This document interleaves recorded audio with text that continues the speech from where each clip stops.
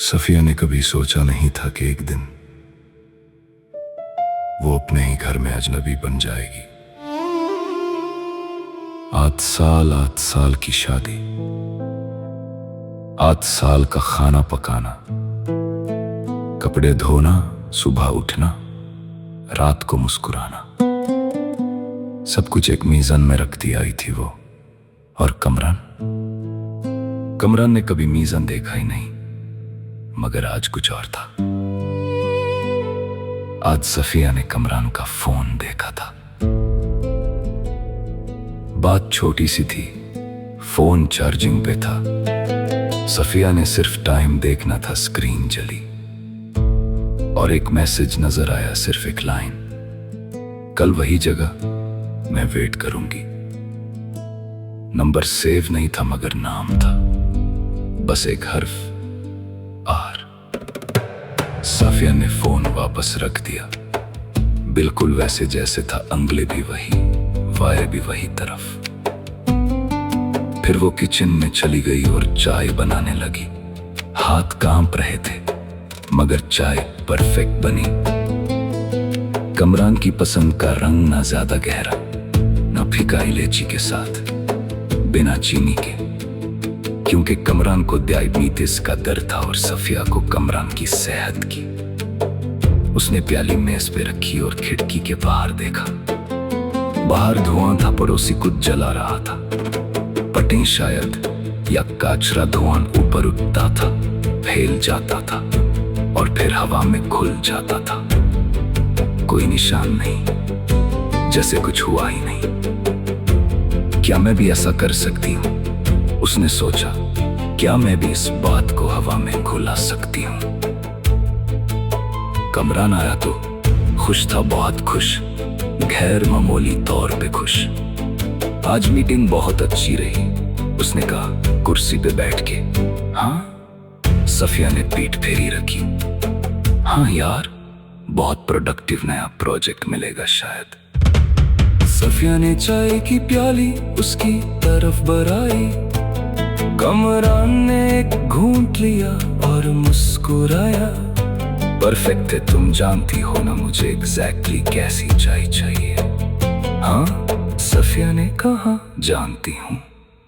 रात को कमरान सो गया जल्दी, इत्मीनान से, जैसे कोई बोझ नहीं था। सफिया लेती रही, छत को देखती रही।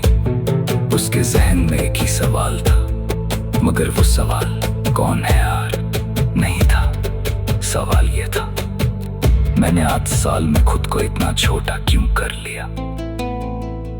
सुबह कमरान ऑफिस गया तो सफिया ने अपनी अलमारी खोली। अंदर एक दबा था, पुराना नीले रंग का। उसने आखिरी बार तब खोला था जब उसकी अम्मी गई थी 3 साल पहले। अंदर कुछ कागज थे उसकी अपनी लिखावट में, वो यूनिवर्सिटी में जो लिखती थी, अफसाने, ख्यालात, ख्वाब। एक जमाने में लोगों ने कहा था कि वो लिखती बहुत अच्छी है। एक कागज पे सिर्फ एक लाइन थी उसी के हाथ की, कभी अपने आप से इतनी दूर मत जाना कि वापस आना मुश्किल हो जाए। सफिया ने वो कागज उठाया, लंबे वक्त तक देखा, फिर पहली बार 8 सालों में पहली बार वो रोई। कमरान के लिए नहीं, अपने लिए। 3 दिन बाद सफिया ने एक काम किया, उसने कमरान को कुछ नहीं कहा, न सवाल किया, न इल्जाम लगाया। उसने सिर्फ एक डायरी खरीदी, सादी सी हरे रंग की, और लिखना शुरू कर दिया। पहले दिन सिर्फ एक लाइन लिखी, मैं हूं, अभी भी हूं, खो नहीं गई। 6 महीने बाद सफिया का पहला अफसाना एक मैगजीन में छपा। कमरान ने घर आके देखा, अचंभा था उसके चेहरे पे, और कुछ और भी शर्मिंदगी, हैरत। वो ठीक से समझ नहीं पाया। ये तुमने लिखा? उसने पूछा। हाँ, सफिया ने कहा, लाली मेज पे रखी, मैंने लिखा। कमरान कुछ नहीं बोला, सफिया ने भी कुछ नहीं कहा, मगर उस खामोशी में पहली बार बराबरी थी। पहली बार कमरान ने उसकी तरफ ऐसे देखा जैसे कोई हिसाब लगा रहा हो,